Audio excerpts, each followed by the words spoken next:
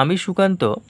আজ আমি তোমাদের নবম শ্রেণীর রায়মার্টিন প্রশ্নবিচিত্রা থেকে জিওগ্রাফির 7 নাম্বার মডেল সেটটি সলভ করে দেখাবো।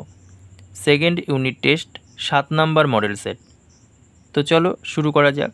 দেখো, 1 নাম্বার বলছে শীতল নাতিশীতোষ্ণ মণ্ডলের অক্ষাংশ বিস্তার 23.1 ডিগ্রি মাইনাস 45 ডিগ্রি, মানে 23.1 ডিগ্রি থেকে 45 ডিগ্রি। আচ্ছা, তারপরে দেখো 2 নাম্বার, একই দাঘ্রিমা রেখার উপর অবস্থিত সকল স্থানে যেটি প্রযোজ্য নয় তা হলো একই সময়ে সূর্যোদয় ও সূর্যাস্ত হয়। আচ্ছা, 3 নাম্বার দেখো, আগ্নেয় পর্বত সৃষ্টি হয় না নিরপেক্ষ পাত অঞ্চলে। 4 নাম্বার, সঞ্চয়জাত সমভূমি হলো লোয়েস সমভূমি। 5 নাম্বার, শীতল আর্দ্র উপক্রান্তীয় জলবায়ু অঞ্চলের মৃত্তিকা সৃষ্টির বিশেষ প্রক্রিয়া হচ্ছে পর্জলাইজেশন। আচ্ছা, তারপরে দেখো 6 নাম্বার, পশ্চিমবঙ্গের অন্তর্গত নদীগুলির উচ্চ প্রবাহে অস্তিত্ব প্রায় নেই সুন্দরবনের নদ নদীতে। আচ্ছা, 7 নাম্বার দেখো, পশ্চিমবঙ্গের পশ্চিম মেদিনীপুর জেলার ভূমিক্ষয়ের প্রভাবে খোয়াই ভূমিরূপের মৃত্তিকা হলো ল্যাটেরাইট মাটি।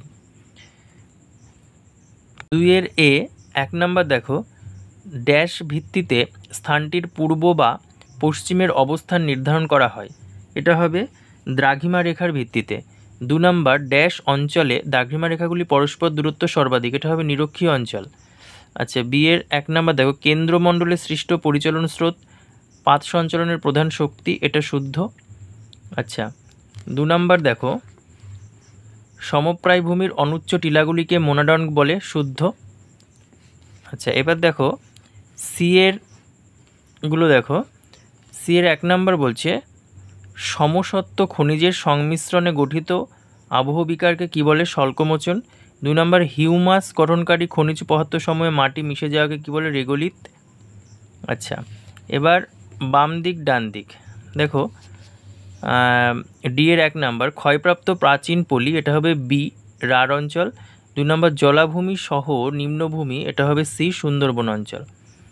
আচ্ছা, এবার 3 দেখো, পেজ নাম্বার দেওয়া আছে, সবগুলোর পাশে পেজ নাম্বার দেওয়া আছে, দেখে নাও। আচ্ছা, 4 পাশেও পেজ নাম্বার দেওয়া আছে। রায়মার্টিন সহায়িকা বইয়ের পেজ নাম্বার দেওয়া আছে। তোমরাও তোমাদের বইয়ের প্রশ্নগুলোর পাশে পেজ নাম্বারগুলো দিয়ে রাখো, পড়ার সময় খুবই সাহায্য হবে। দেখো 5 নাম্বারেরগুলো দেওয়া আছে।